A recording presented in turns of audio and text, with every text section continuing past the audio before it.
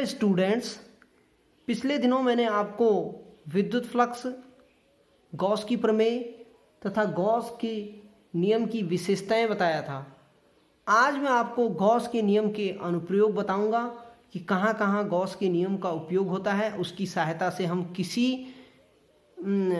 किसी भी वस्तु के निकट विद्युत क्षेत्र की तीव्रता कैसे ज्ञात कर सकते हैं। तो लीजिए स्टार्ट करते हैं गॉस के नियम के अनुप्रयोग। अब इसके लिए हमारे पास यदि पहली जो कंडीशन है उसके लिए हमारे पास यदि हमारे पास आवेशित तार हो, कोई तार हो, उसको हमने एक समान रूप से आवेशित किया है, तो उसके निकट यदि हमें विद्युत क्षेत्र की तीव्रता निकालनी है तो हम कैसे निकालेंगे। तो इसे हम स्टार्ट करेंगे। यदि हमारे पास अनंत लंबाई के एक समान आवेशित तार के निकट विद्युत क्षेत्र की तीव्रता,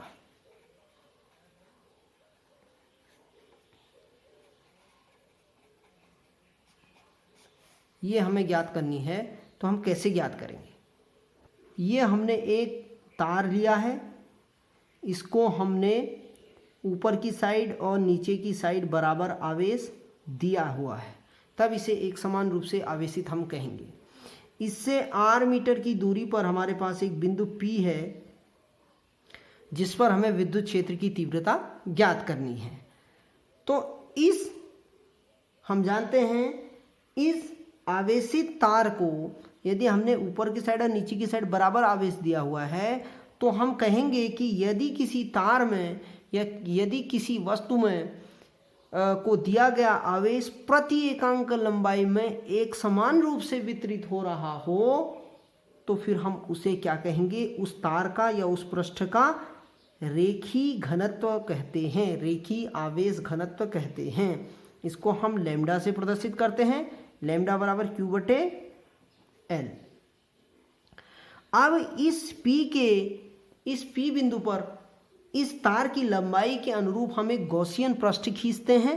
वो गॉसियन पृष्ठ हम यहाँ पर यदि बेलन के रूप में ले लें तो फिर प्रत्येक बिंदु पर विद्युत क्षेत्र की तीव्रता का मान जो होगा वो क्या होगा, समान होगा। और ये धनावेशित आवेश है, ये धनावेशित किया गया है इस तार को, तो इसकी जो विद्युत क्षेत्र की दिशा होगी वो कहाँ की ओर होगी, बाहर की ओर। ये हमने P बिंदु लिया है और इसकी बाहर की ओर जो मैं इस इतने सूक्ष्म छोटे से भाग को ले लूँ तो उसको मैं सूक्ष्म क्षेत्रफल कहूँगा। यदि मैं इस क्षेत्रफल को वेक्टर के रूप में ले रहा हूँ क्योंकि इसमें दिशा भी है तो इसको मैं सूक्ष्म क्षेत्रफल वेक्टर कहूँगा। मैंने आपको बताया कि यदि हमारे पास धनावेशित कोई चार्ज हो या धनावेश हो तो उसके लिए जो विद्युत क्षेत्र की दिशा होगी वो बाहर की ओर होगी, ठीक है। और इसको हम कहेंगे गॉसियन पृष्ठ, ठीक हो गया। इसी प्रकार इस बेलन के ऊपरी भाग की ओर भी यहाँ पर मैं यदि कोई छोटा सा भाग ले लूँ तो ये ऊपर की ओर dA, यहाँ ये E की दिशा ऐसा क्यों हो रहा है मैं अभी आपको इसके बारे में बताऊंगा। अब यदि हमारे पास इस टाइप की कंडीशन हो तो इस dA से, इस सूक्ष्म क्षेत्रफल से गुजरने वाला जो विद्युत फ्लक्स होगा वो कहाँ की ओर होगा, बाहर की ओर होगा। क्यों होगा, क्योंकि ये दोनों क्या है, एक ही दिशा में होंगे। dA और E, यहाँ सूक्ष्म क्षेत्रफल ले रहा हूँ और यहाँ फिर इसका पृष्ठ ले रहा हूँ। तो dA से होकर जाने वाला विद्युत फ्लक्स या गुजरने वाला भी कह सकते हैं, तो इसे लिख लेंगे हम d फाई। क्या लिख लेंगे, d फाई E बराबर क्या हो जाएगा, E इंटू dA। हम जानते हैं इनका दोनों का स्केलर गुणनफल होता है, तो बराबर E इंटू dA बराबर क्या होता है, E dA cos थीटा, ठीक है। उसी दिशा में है, क्षैतिज की ओर, तो ये हो जाएगा E dA d फाई बराबर। अब यदि मैं संपूर्ण गॉसियन पृष्ठ से होकर गुजरने वाला विद्युत फ्लक्स कहूँ संपूर्ण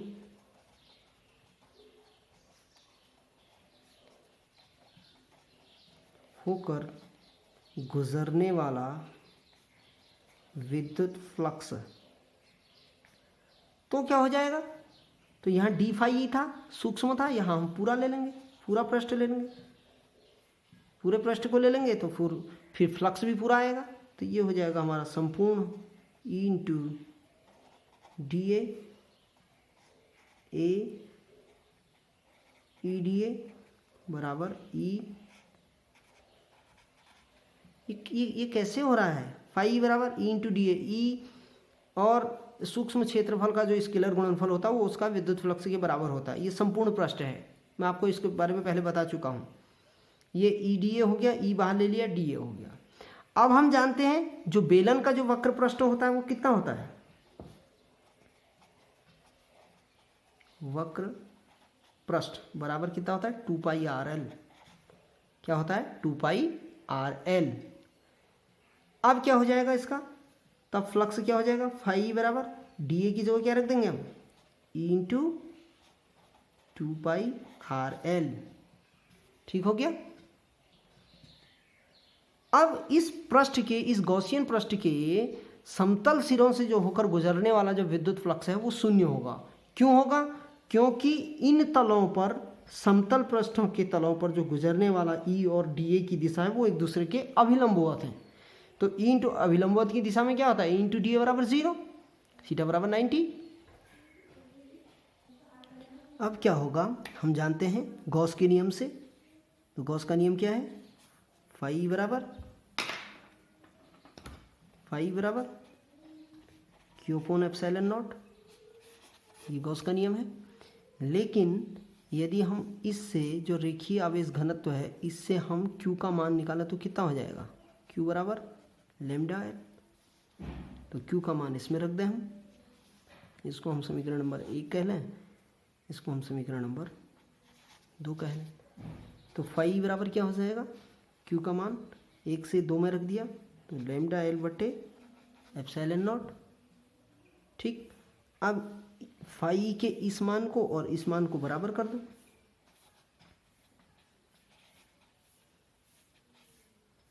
to pi are l up equals to lambda L upon 0, lambda l से लैम्डा एल से एल कैंसिल, ई भी है इसमें, और ई इक्वल टू हो जाएगा 1/2 pi r epsilon naught lambda, या lambda upon 2 pi r epsilon not.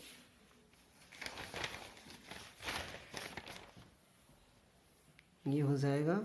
इसको यदि मैं 4 पाई बनाना चाहूँ तो क्या करना पड़ेगा? 2 से गुणा करना पड़ेगा। तो 2 lambda upon 4 pi epsilon naught r. यदि मैं इसे वेक्टर रूप में लिखूं तो क्या हो जाएगा? ये हो जाएगा 1/4 pi epsilon naught 2 lambda upon r. R एकांक वेक्टर, जहाँ आर एकांक वेक्टर है इस आर की दिशा में। ठीक है। ये ई की दिशा जो होगी इसमें वो बाहर की ओर, क्योंकि पॉजिटिव चार्ज है। तो इस प्रकार यदि मैं इस ई में और आर में एक ग्राफ खींचूं तो हमारे पास वो इस प्रकार का ग्राफ आता है। अर्थात इसके कहने का मतलब है कि जैसे जैसे दूरी बढ़ती जाएगी हमारी विद्युत क्षेत्र की तीव्रता घटती जाएगी। ठीक है, ये याद रखना पड़ेगा हमें।